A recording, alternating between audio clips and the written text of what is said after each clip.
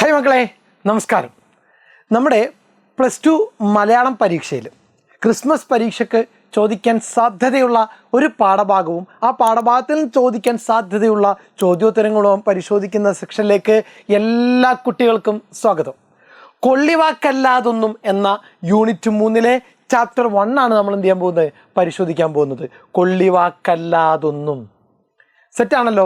എന്തായിരുന്നു ഈ പാഠഭാഗത്തിൻ്റെ കണ്ടന്റ്, എന്തായിരുന്നു എന്നുള്ള സാധനങ്ങളൊക്കെ നിങ്ങൾക്കറിയാം അല്ലേ? ശീലാവതി തൻ്റെ ഭർത്താവിനെ കുറിച്ച് പറയുന്ന പരാതികളാണ്.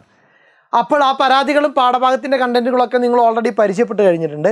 പരീക്ഷയ്ക്ക് ചോദിക്കാൻ സാധ്യതയുള്ള ആ ചോദ്യം നമുക്ക് നോക്കാം. ഭർത്താവിനെ കുറിച്ചുള്ള ശീലാവതിയുടെ പരാതികൾ എന്തൊക്കെയാണ്? ഭർത്താവിനെ കുറിച്ചുള്ള ശീലാവതിയുടെ പരാതികൾ എന്തൊക്കെയാണ്? ഉഗ്രസ്രവസ് എന്ന ക്ഷിപ്രകോപിയും ദുശ്ശീലക്കാരനുമായ മുനികുമാരനെ അദ്ദേഹത്തിൻ്റെ രോഗാവസ്ഥയിൽ എത്ര കണ്ട് പരിചരിച്ചിട്ടും അദ്ദേഹത്തിൻ്റെ രോഗത്തിനും സ്വഭാവത്തിനും യാതൊരു മാറ്റവും ഉണ്ടാകുന്നില്ല എന്നതാണ് ശീലാവതിയുടെ പരിഭവങ്ങളുടെ കാതൽ. എന്താണ് ശീലാവതിയുടെ പരിഭവങ്ങളുടെ കാതൽ? ഉഗ്രസ്രവസ് എന്ന ക്ഷിപ്രകോപിയും ദുശ്ശീലക്കാരനുമായ മുനികുമാരനെ അദ്ദേഹത്തിൻ്റെ രോഗാവസ്ഥയിൽ എത്ര കണ്ട് ശുശ്രൂഷിച്ചിട്ടും അദ്ദേഹത്തിൻ്റെ രോഗത്തിനും സ്വഭാവത്തിനും യാതൊരു മാറ്റവും ഉണ്ടാകുന്നില്ല എന്നതാണ് ശീലാവതിയുടെ പരിഭവങ്ങളുടെ കാതൽ. ധനികരായ ബ്രാഹ്മണരുടെ ഇല്ലങ്ങളിലൊക്കെ തെണ്ടി നടന്ന് അല്ലെങ്കിൽ ഭിക്ഷയെടുത്ത് നെല്ലും അരിയുമൊക്കെ വാങ്ങിക്കൊണ്ടുവന്ന് നെല്ല് കുത്തി അരിയിലെ കല്ലൊക്കെ കളഞ്ഞ് ഭർത്താവ് എന്താണോ എങ്ങനെയാണോ ഉണ്ടാക്കി കൊടുക്കാൻ ആവശ്യപ്പെടുന്നത് അതുപോലെ ഉണ്ടാക്കി കൊടുക്കുമ്പോൾ അതിൽ തീരെ രുചിയില്ല എന്നാണ് ഭർത്താവ് പറയുന്നത്. കൊല്ലുന്നതിനേക്കാൾ വേദനിപ്പിക്കുന്ന കൊള്ളിവാക്കുകളല്ലാതെ നല്ലൊരു വാക്കുപോലും അദ്ദേഹം പറയില്ല. എന്തെല്ലാം ഔഷധങ്ങൾ കൊടുത്തിട്ടും ഭർത്താവിൻ്റെ രോഗത്തിന് ഒരു ശമനവും ഉണ്ടാവുന്നുമില്ല. ഭർത്താവിൻ്റെ അടുത്തുനിന്നും താൻ അനുഭവിക്കുന്ന മാനസിക പീഡനങ്ങളെക്കുറിച്ച് അണമുറിയാതെ ശീലാവതി പരിഭവം കൊള്ളുന്നു. എന്തിലും അദ്ദേഹം കുറ്റങ്ങൾ മാത്രമേ കാണുന്നുള്ളൂ. എടുത്താലും കുറ്റം, എടുത്തില്ലെങ്കിലും കുറ്റം, കൊടുത്താലും കുറ്റം, കൊടുത്തില്ലെങ്കിലും കുറ്റം, അടുത്താലും കുറ്റം, അടുത്തില്ലെങ്കിലും കുറ്റം, കുളിച്ചാലും കുറ്റം, കുളിച്ചില്ലെങ്കിലും കുറ്റം, പറഞ്ഞാലും കുറ്റം, പറഞ്ഞില്ലെങ്കിലും കുറ്റം, എരിച്ചാലും എരിച്ചില്ലെങ്കിലും കുറ്റം.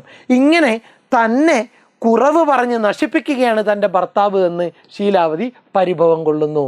സെറ്റാണോ? ഓർത്തു വെക്കുക. ഉഗ്രസ്രവസ് എന്ന ക്ഷിപ്രകോപിയും ദുശ്ശീലക്കാരനുമായ മുനികുമാരനെ അദ്ദേഹത്തിൻ്റെ രോഗാവസ്ഥയിൽ എത്ര കണ്ട് ശുശ്രൂഷിച്ചിട്ടും അദ്ദേഹത്തിൻ്റെ രോഗത്തിനും സ്വഭാവത്തിനും യാതൊരു മാറ്റവും ഉണ്ടാകുന്നില്ല എന്നതാണ് ശീലാവതിയുടെ പരിഭവങ്ങളുടെ കാതൽ. ധനികരായ ബ്രാഹ്മണരുടെ ഇല്ലങ്ങളിലൊക്കെ തെണ്ടി നടന്ന് അല്ലെങ്കിൽ ഭിക്ഷയെടുത്ത് നെല്ലും അരിയുമൊക്കെ വാങ്ങിക്കൊണ്ടുവന്ന് നെല്ലുകുത്തി അരിയിലെ കല്ലൊക്കെ കളഞ്ഞ് ഭർത്താവ് എന്താണോ എങ്ങനെയാണോ ഉണ്ടാക്കി കൊടുക്കാൻ ആവശ്യപ്പെടുന്നത് അതുപോലെ ഉണ്ടാക്കി കൊടുക്കുമ്പോൾ അതിൽ തീരെ രുചിയില്ല എന്നാണ് ഭർത്താവ് പറയുന്നത്. കൊല്ലുന്നതിനേക്കാൾ വേദനിപ്പിക്കുന്ന കൊള്ളിവാക്കുകളല്ലാതെ നല്ലൊരു വാക്കുപോലും അദ്ദേഹം പറയില്ല. എന്തെല്ലാം ഔഷധങ്ങൾ കൊടുത്തിട്ടും ഭർത്താവിൻ്റെ രോഗത്തിന് ഒരു ശമനവും ഉണ്ടാവുന്നില്ല. ഭർത്താവിൻ്റെ അടുത്തുനിന്നും താൻ അനുഭവിക്കുന്ന മാനസിക പീഡനങ്ങളെക്കുറിച്ച് അണമുറിയാതെ ശീലാവതി പരിഭവം കൊള്ളുന്നു. എന്തിലും അദ്ദേഹം കുറ്റങ്ങൾ മാത്രമേ കാണുന്നുള്ളൂ. എടുത്താലും എടുത്തില്ലെങ്കിലും കുറ്റം, കൊടുത്താലും കൊടുത്തില്ലെങ്കിലും കുറ്റം, അടുത്താലും അടുത്തില്ലെങ്കിലും കുറ്റം, കുളിച്ചാലും കുളിച്ചില്ലെങ്കിലും കുറ്റം, പറഞ്ഞാലും പറഞ്ഞില്ലെങ്കിലും കുറ്റം, എരിച്ചാലും എരിച്ചില്ലെങ്കിലും കുറ്റം. ഇങ്ങനെ തന്നെ കുറവ് പറഞ്ഞ് നശിപ്പിക്കുകയാണ് തൻ്റെ ഭർത്താവ് എന്ന് ശീലാവതി പരിഭവം കൊള്ളുന്നു. പുരാണ കഥയിലെ ശീലാവതിയിൽ നിന്ന് നമ്പ്യാരുടെ ശീലാവതി എങ്ങനെയാണ് വ്യത്യസ്തയായിരിക്കുന്നത്? ഒരു കുറിപ്പ് തയ്യാറാക്കുക. പുരാണ കഥയിലുള്ള ശീലാവതിയെ മറ്റൊരു രൂപത്തിലുള്ള ഒരു ആവിഷ്കരണമാണ് ആര് നടത്തുന്നത്? കുഞ്ചൻ നമ്പ്യാർ നടത്തുന്നത്. അതിനെക്കുറിച്ചുള്ളൊരു കുറിപ്പ് തയ്യാറാക്കുക എന്നാണ് ചോദ്യം. നോക്കുക. നമ്മുടെ പുരാണ കഥകളിൽ ഉത്തമമായ ഭാര്യയുടെ പ്രതീകമായി അവതരിപ്പിക്കപ്പെട്ട കഥാപാത്രമാണ് ശീലാവതി. ഉത്തമമായ ഭാര്യയുടെ കഥാപാത്രമായി അവതരിപ്പിക്കപ്പെട്ട കുലീനയായ സ്ത്രീയാണ് ശീലാവതി. കുലീനയും സൽസ്വഭാവിയും പതിവ്രതാരത്നവുമായി അവതരിപ്പിക്കപ്പെട്ട സ്ത്രീ കഥാപാത്രം. ഭർതൃപരിചരണം ജീവിതവ്രതമാക്കിയ ഒരു സ്ത്രീയായിരുന്നു ശീലാവതി. പൊതുവെ സ്ത്രീകളെ അടിമത്തത്തിന് കീഴിൽ നിലനിർത്താനുള്ള ഒരു പ്രതീകമായിട്ടാണ് ശീലാവതി എന്ന സ്ത്രീ സങ്കല്പത്തെ ഉപയോഗിച്ചിട്ടുള്ളത്. അതായത് പുരുഷ മേധാവിത്വത്തിന് കീഴിൽ പൂർണ്ണമായും വഴങ്ങുന്ന ഒരു പരമ്പരാഗത സ്ത്രീ മാതൃകയായിട്ടാണ് ശീലാവതിയെ നമ്മുടെ പുരാണ ഇതിഹാസങ്ങളിൽ അവതരിപ്പിച്ചിട്ടുള്ളത്. ഇത്രയും കാര്യം പുരാണത്തിലെ ശീലാവതിയാണ്. ഓർത്തു വെക്കുക, നമ്മുടെ പുരാണ കഥകളിൽ ഉത്തമയായ ഭാര്യയുടെ പ്രതീകമായി അവതരിപ്പിക്കപ്പെട്ട കഥാപാത്രമാണ് ശീലാവതി. കുലീനയും സൽസ്വഭാവിയും പതിവ്രതാരത്നവുമായി അവതരിപ്പിക്കപ്പെട്ട സ്ത്രീ കഥാപാത്രം. ഭർതൃപരിചരണം ജീവിതവ്രതമാക്കിയ ഒരു സ്ത്രീയായിരുന്നു ശീലാവതി. പൊതുവെ സ്ത്രീകളെ അടിമത്തത്തിന് കീഴിൽ നിലനിർത്താനുള്ള ഒരു പ്രതീകമായിട്ടാണ് ശീലാവതി എന്ന സ്ത്രീ സങ്കല്പത്തെ ഉപയോഗിച്ചിട്ടുള്ളത്. അതായത് പുരുഷ മേധാവിത്വത്തിന് കീഴിൽ പൂർണ്ണമായും വഴങ്ങുന്ന ഒരു പരമ്പരാഗത സ്ത്രീബിംബ മാതൃകയായിട്ടാണ് ശീലാവതിയെ നമ്മുടെ പുരാണ ഇതിഹാസങ്ങളിൽ അവതരിപ്പിച്ചിട്ടുള്ളത്. അപ്പം ശീലാവതിയെ കിട്ടി.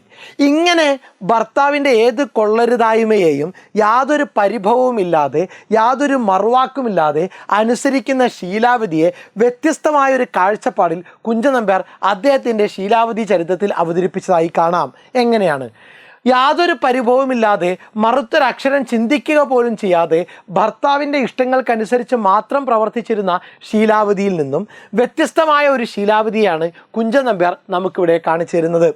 പുരുഷാധിപത്യ വ്യവസ്ഥയ്ക്ക് വിധേയയാണെങ്കിലും മുറുമുറുപ്പില്ലാതെ എല്ലാം സഹിക്കുന്ന ശീലാവതിയെയല്ല നാം ഇവിടെ കാണുന്നത്. താൻ അനുഭവിക്കുന്ന പരിഹാസവും പീഡനവും ആത്മശൈഥില്യവും എന്താണെന്ന് ശീലാവതി തിരിച്ചറിയുന്നു.